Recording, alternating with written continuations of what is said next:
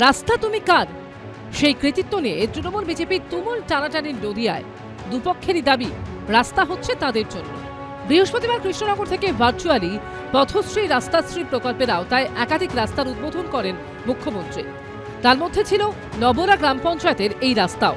উদ্বোধনের পর থেকেই এই রাস্তাকে কেন্দ্র করে তৈরি হয়েছে তীব্র বিতর্ক। রাজ্যসভার বিজেপি সাংসদ শ্রমিক ভট্টাচার্যের তহবিলের টাকায় রাস্তা তৈরির কাজ চলছিল বলে দাবি করেছে বিজেপি। পাল্টা বিজেপির বিরুদ্ধে রাস্তা হাইজ্যাকের অভিযোগ তুলেছে তৃণমূল। রাস্তাটা দিয়েছেন হচ্ছে শ্রমিক ভট্টাচার্য, রাজ্যসভার সাংসদ।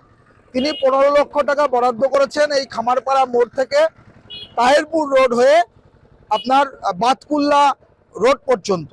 15 লক্ষ টাকার কাজের যে ওয়ার্ক অর্ডার সেটা বের হয়েছে গত 11ই নভেম্বর। তার কাজ শুরু হয়ে গেছে এবং সেই কাজ শুরু হয়ে যাওয়ার পরেও হচ্ছে কালকে কি করে মাননীয় মুখ্যমন্ত্রী এই রাস্তার কাজ চলছে এটা ঘোষণা করলেন, এটাই খুব আশ্চর্যের বিষয়। বর্ষায় এমন পরিস্থিতি এই রাস্তা দিয়ে মোটরসাইকেল চলতে পারে না। মানুষ বারবার আমার কাছে অভিযোগ জানানোর পরে আমি নিজে সিমনাতে বারবার ফোন করার পরে ওরা এই রাস্তাটা অ্যাপ্রুভ করে। মুখ্যমন্ত্রী মমতা বন্দ্যোপাধ্যায় রাস্তাশ্রী পথশ্রী প্রকল্পে এই রাস্তা 53 লক্ষ টাকা অনুমোদন করেছেন। এলাকার মানুষের দাবি আমরা মাননীয় মুখ্যমন্ত্রীর যে 53 লক্ষ টাকা দিয়েছে সেইটাই আমরা করতে চাই। অন্যদিকে শান্তিপুরের ভিডিও জানিয়েছেন দুটি আলাদা প্রকল্প রয়েছে। দুটি প্রকল্পকে যুক্ত করে কিভাবে কাজ করা যেতে পারে তার ব্যবস্থা করা হবে। এই রাস্তাগুলো সাধারণ মানুষ দিদিকে বলো বা সরাসরি মুখ্যমন্ত্রী কোনো একটি ফোন মাধ্যমে মাননীয় মুখ্যমন্ত্রীকে অভিযোগ জানিয়েছিলেন। সেটা পর্যায়ক্রমে ওখান থেকে স্যাংশন হয়ে এসছে, এসআরডি অথরিটি ওই রাস্তাটা বানাবে। আরেকটি মাননীয় সংসদ শ্রমিক ভট্টাচার্য, তিনি রাজ্যসভার সংসদ, তিনি স্থানীয় মানুষদের প্রয়োজন অনুভব করে ওই রাস্তাটার প্রস্তাব দিয়েছিলেন আমাদের জেলা ডিপিএলও সেকশনে যে প্রস্তাবটা সেটা আগে অনুমোদন পেয়েছে। দুটো প্রকল্প একসঙ্গে জুড়ে যদি ভালো করে করা যায় আমি সেটা আলোচনা করে সে সমাধানের ব্যবস্থা করে দেবো। শেষ পর্যন্ত রাস্তার কৃতিত্ব কে পায় সেটাই এখন দেখার। সুজিত মণ্ডলের রিপোর্ট, এবিপি আনন্দ, নদিয়া। সকাল থেকে সাধারণ মানুষের লম্বা লাইন পড়ছে। কেউ ব্লাড প্রেশার চেক করাচ্ছেন, কেউ সুগার টেস্ট করাচ্ছেন, কেউ আবার এসেছেন ডাক্তার দেখাতে। ডায়মন্ড হারবার লোকসভার তৃণমূল সাংসদ অভিষেক বন্দ্যোপাধ্যায়ের উদ্যোগে সেবাশ্রয় কর্মসূচি চলছে মহেশতলা পুরসভার 1 নম্বর ওয়ার্ডে। 8 তারিখ থেকে শুরু হয়েছে সেবাশ্রয় কর্মসূচি, চলবে রবিবার পর্যন্ত। সকাল 9টা থেকে বিকেল 5টা পর্যন্ত চলা এই কর্মসূচিতে প্রতিদিন প্রায় 300 থেকে 500 মানুষের ভিড় হচ্ছে। जो आम जनता यहाँ पर है, चाहे स्कूल के बच्चे लोग हैं, सभी के लिए यहाँ जो है बीपी टेस्ट है, शुगर का टेस्ट है, मलेरिया का टेस्ट है, ईसीजी होता है। यहाँ पर हमारे 4 डॉक्टर बैठते हैं और यहाँ से हम लोग जो मरीज क्रिटिकल होते हैं उनको जो है एक सेमी मॉडल वार्ड है, मटियागुज विधानसभा में एक मॉडल वार्ड है।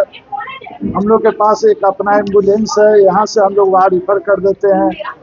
जो डॉक्टर लोग प्रिस्क्रिप्शन में दवा देते हैं वो सब फ्री है। বহু স্কুল পড়ুয়াও প্রতিদিন আসছে হেলথ চেকআপ করাতে। लोग सारे स्कूल के बच्चे हैं, हमें बहुत अच्छे से यहाँ पे वेलकम किया गया, हमें ग्रीट किया गया, हमने अपना हेल्थ चेकअप करवाया। यहाँ पे सारा टेस्ट अवेलेबल है, सारा ब्लड टेस्ट हो रहा है, चेकअप हो रहा है, हाइट देखा जा रहा है, वेट देखा जा रहा है। सारे लोगों को बहुत अच्छे से वेलकम किया हमें। চিকিৎসকদের লিখে দেওয়া ওষুধ এখান থেকেই বিনামূল্যে নিয়ে যেতে পারছেন রোগীরা। কোনো রোগীর অবস্থা গুরুতর হলে এখান থেকেই তাদের হাসপাতালে পাঠানোর ব্যবস্থা করা হচ্ছে। Prabir Chakraborty report, ABP Ananda. কোনো ম্যানেজমেন্ট নেই, zero management. Greatest of all টাইমকে নিয়ে কলকাতার বুকে হতেই পারত greatest event of all time. Leo Messi in Kolkata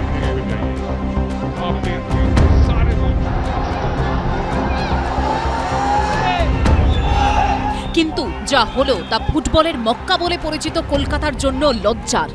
Lionel Messi সময়ের আগে মাঠ ছাড়লেন, শাহরুখ খান মাঠেই এলেন না। আর এই দুজনকে দেখার আশায় যারা হাজার হাজার টাকা খরচ করে বুক ভরা আশা নিয়ে বসেছিলেন তাদের কপালে জুটল শুধুই বঞ্চনা। একটা শটও যদি মেসি মারতো তাহলে বুঝতে আমরা কিচ্ছু দেখলাম না। মেসিকে আমরা দেখবো, আমরা স্ক্রিনে দেখেছি, তাছাড়া আর কিচ্ছু না, শুধু টাকাটাই জ্বলে গেল। এতেই প্রশ্ন উঠছে, এমন পরিকল্পনাহীন এবং প্রস্তুতিহীন আয়োজনের অর্থ কি? এই চূড়ান্ত অব্যবস্থার দায় কার? পুলিশ মূল উদ্যোক্তা শতদ্রু দত্তকে গ্রেপ্তার করেছে, কিন্তু ক্ষুব্ধ দর্শকরাই প্রশ্ন তুলছেন, যে রাজনৈতিক নেতা মন্ত্রীরা এদিন মাঠে মেসিকে ঘিরেছিলেন, যাদের জন্য সাধারণ দর্শকরা ফুটবলের রাজপুত্রর এক ঝলকও দেখতে পেলেন না, তারা কি এর দায় এড়াতে পারেন? অরূপ বিশ্বাসকে দেখে মনে হচ্ছে তার বাড়িতে পার্সোনাল গেস্ট এসছে, এরম ভাবে জড়িয়ে ধরে ছবিটা তুলুন, ছবিটা, এটা কি হচ্ছে? উনি ফ্রিতে এসছে, আমরা টাকা দিয়ে এসছি, এটা ইয়ার কি নয়, এইভাবে হতে পারে না, সম্পূর্ণ রকম ভাবে মিসম্যানেজমেন্ট। মাত্র 6 মাস আগে 4 জুন রয়্যাল চ্যালেঞ্জার্স বেঙ্গালোরের প্রথমবার আইপিএল চ্যাম্পিয়ন হওয়ার বিজয় উৎসবে স্টেডিয়ামে ঢুকতে সমর্থকদের ধাক্কাধাক্কিতে প্রাণ যায় 11 জনের। খেলাধুলো নিয়ে মানুষের আবেগ, লিওনেল মেসির মতো তারকা এলে তাঁকে নিয়ে উচ্ছ্বাস ঠিক কোন পর্যায়ে থাকতে পারে সেটা আগে থেকে আঁচ করে কি প্রশাসনের আরও সক্রিয় হওয়া উচিত ছিল না, প্রশ্ন তুলছেন অনেকেই। একমাত্র মন্ত্রী এবং রাজনীতিবিদ, তাদের আত্মীয় পরিজন এবং চলচ্চিত্র শিল্পী এবং অভিনয় জগতের লোক বা বড় বড় নামি দামি লোকের, তারা যদি থাকতো তাও হতো, তবু তাদের আত্মীয় স্বজন নিয়ে সেলফি তোলা, ছবি তোলা, ঘিরে নিয়ে এমন অবস্থার সিচুয়েশন। দেখো, টাইমটা খুব শর্ট ছিল, লিমিটেড ছিল, যার জন্য মানুষ কিন্তু সারা রাত ধরে জেগে টিকিট কেটে ওখানে অপেক্ষা করে যাতে আমরা দেখতে পারি একটু মেসিকে, তার ব্যবস্থা কিছু করলো না। এই কলকাতার বুকে এমন অনুষ্ঠান তো প্রথম নয়, এর আগেও বহু তারকা এসেছেন। বড় জিপে মেসি উঠে উপরে পুরো মাঠটা যদি দুবার প্রদক্ষিণ করত, তাহলে সবাই দেখতে পেত। তখন তাকে কোনো একটা উঁচু জায়গায় একটা মাঝখানে ডায়াস করে তাদেরকে দেখানো উচিত ছিল। 2008 সালে আইপিএল খেলা হয়েছে, আইপিএলের উদ্বোধন হয়েছিল ইডেন গার্ডেন্সে, সেখানে আমি ললিত মোদীকেও আটকে দিয়েছিলাম, গীতা আম্বানি তারা এসেছিলেন, তাদের জন্য খাবার এসেছিল, তার জেনারেল ম্যানেজারকে আমি আটকে দিয়েছিলাম, বলে খাবার যাবে না। পেলে যখন এসেছিল, পেলে তো খেলেছিলেন, মেসি তো শুধু আসলেন, ঘুরতে পারলেন না, পেলের খেলা নির্বিঘ্নে হয়েছিল। পুলিশের উচ্চপদস্থ কর্তারা অবশ্য শনিবারের চূড়ান্ত বিশৃঙ্খলা নিয়ে এখনো সেভাবে কিছুই বলতে চাননি।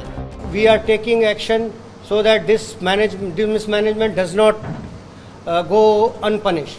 নবান্নরা গঙ্গার ওপারে ছিল বলে আজকে পিসি যাত্রা, এই পিসি বেঁচে গেছে। আজকে মেসি হয়তো চলে গেছে, কিন্তু পিসিও বেঁচে গেল এই যাত্রায়।